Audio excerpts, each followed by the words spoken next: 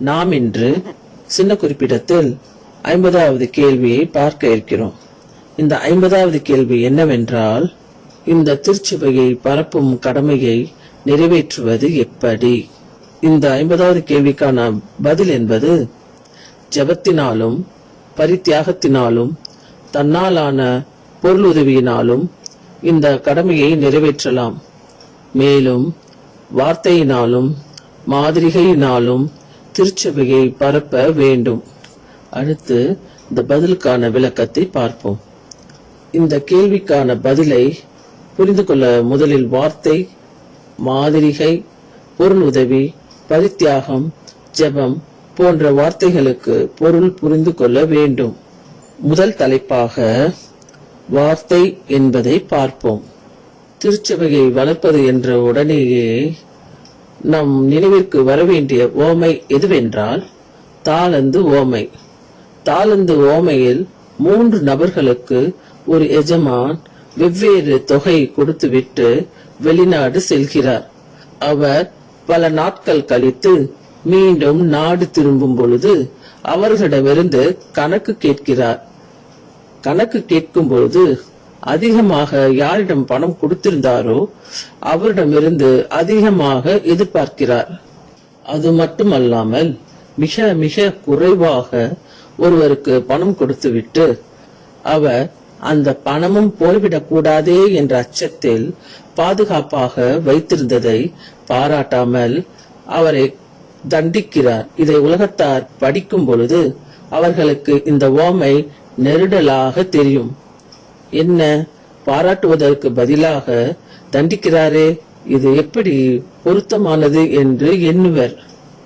இதை போன்றுதான் திருச்சபையை பரப்ப வேண்டும் என்று கூறப்படுவதை கேட்கும் ஒரு சாமானிய கத்தோலிக்கர் என்ன நினைப்பார் என்றால், தனக்குத்தான் ஒன்றுமே தெரியாதே, நான் எப்படி ஒரு திருவிவிலியத்தை கையில் எடுத்துக்கொண்டு தெரு தெருவாக சென்று பிரச்சாரம் செய்ய இயலும்? அவ்வாறு பிரச்சாரம் செய்ய இயலவில்லை என்பதற்காக என்னை தண்டிப்பதாக சொல்வது அநீதிதானே என்று தோன்றும். இவ்வாறு ஒருவர் நினைப்பதால் என்ன தவறு இருக்கக்கூடும் என்றால், அவர் திருச்சபையை ஒரு குடும்பமாக பார்க்காமல் ஒரு மத கூட்டமாக பார்க்கிறார் என்று பொருள்படும்.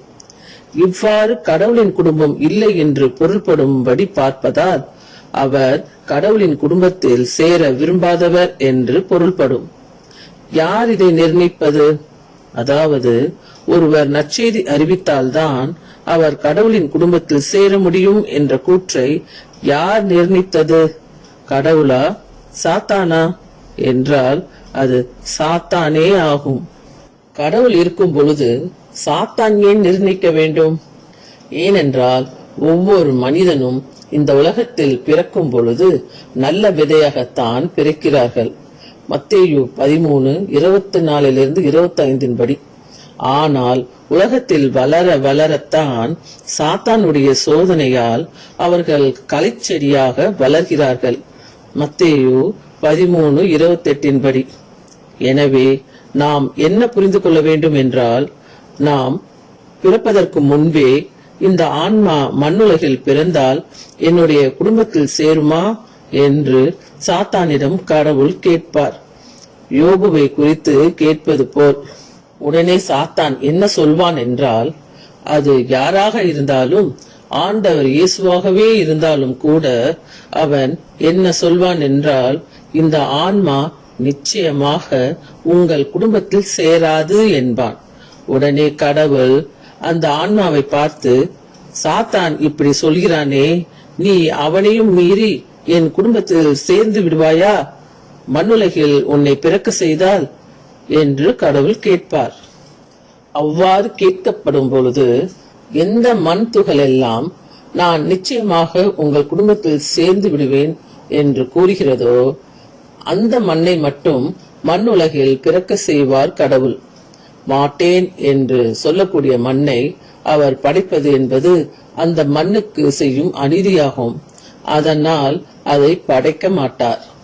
அதாவது தான் விரும்பாத ஒரு நிலையை கட்டாயப்படுத்தி வாழ வைக்க செய்யும் சிறை தண்டனையை தவறு செய்யாத ஒருவருக்கு கொடுப்பது போன்ற அநீதியாகும்.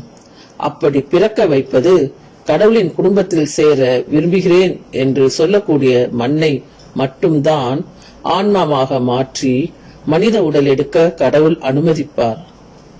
இந்த நிலையில் ஒரு ஆன்மா கடவுளின் குடும்பத்தில் சேர விரும்புகிறேன் என்று கடவுளிடம் கூறும் பொழுது உடனே கடவுள் சாத்தானிடம் திரும்பி, இதை நீ ஒப்புக்கொள்கிறாயா என்று கேட்பார். அவன் யாருக்காவது ஒப்புக்கொண்டால் அந்த ஆன்மாவை மனித உடல் எடுக்க வைத்து மாசில்லா குழந்தையாக இருக்கும் பொழுதே எந்த சோதனையும் இல்லாமல் அந்த குழந்தையை மீட்டு மீண்டும் தன் குடும்ப உறுப்பினராக எடுத்துக்கொள்வார். எந்த ஆன்மாவுக்கெல்லாம் சாத்தான் ஒப்புக்கொள்ளவில்லையோ அந்த ஆன்மாவிற்கெல்லாம் சாத்தான் என்ன சொல்வான் என்றால், இந்த ஆன்மாவை நான் சோதித்து பார்த்தால் அந்த ஆன்மா நிச்சயமாக உங்களை, அதாவது உங்கள் குடும்பத்தை விரும்பாது என்று கூறுவான்.